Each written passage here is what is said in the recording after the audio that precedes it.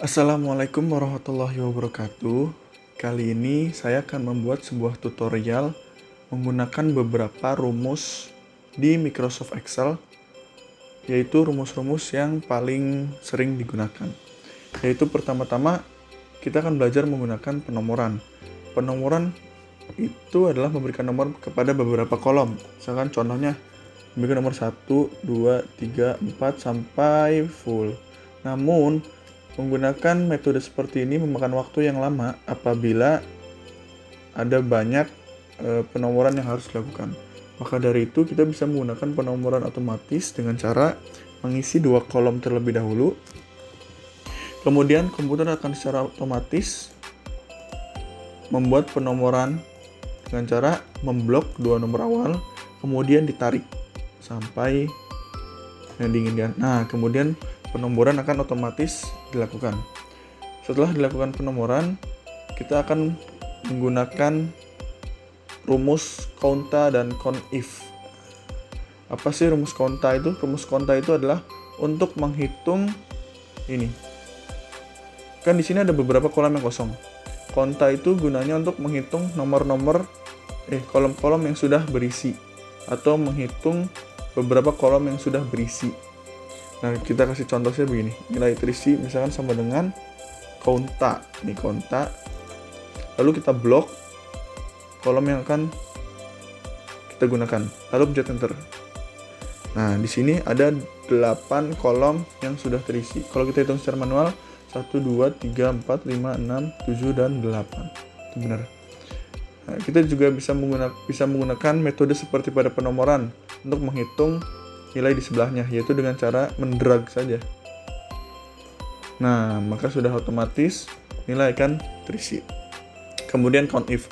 Conif itu gunanya untuk menghitung nilai yang kita tentukan sendiri, labelnya. Maksudnya kita mencari angka itu ada berapa.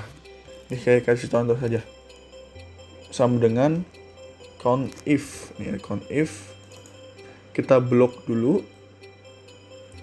Kemudian nilai apa yang kita ingin cari? Apakah nilai L atau nilai P? Kita misalkan nilai L, petik L, enter. Berarti ada 9 nilai L. Nah, untuk mencari nilai P itu bisa kita drag, tapi kan nilainya sama. Jadi kita ubah jadi P.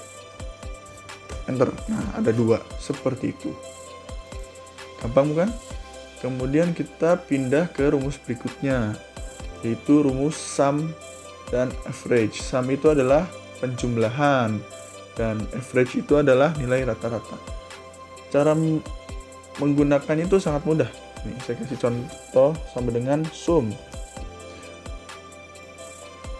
Lalu kita drag. Lalu kita pencet enter. Sudah tadi. Nah, untuk kolom di sebelahnya juga tinggal drag lagi.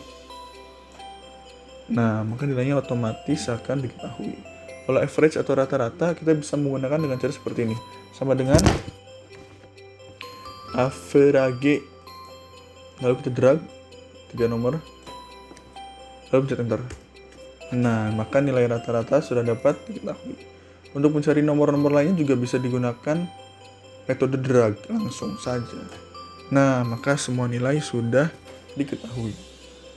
Seperti itu. Kemudian rumus if. Rumus if itu ada rumus jika. Jadi kita bisa menentukan keadaan suatu nilai menggunakan rumus if. Misalnya seperti ini. Sama dengan if dalam kurung mana yang nilai yang mau kita berikan benchmark, yaitu ini 78. Misalkan ini 78 kurang, kita misalkan bikin KKM-nya itu 81 deh, 81. Maka yang nilainya di bawah 81 itu kita nyatakan dengan tidak lulus. Kemudian keadaan keduanya, apabila nilai lebih dari 81 berarti dinyatakan lulus. Enter. Nah, berarti nilai 78 ini kan di bawah 81.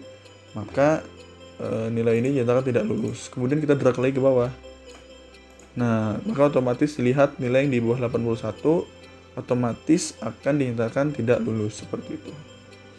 Kemudian ini adalah rumus untuk mengubah kata ya.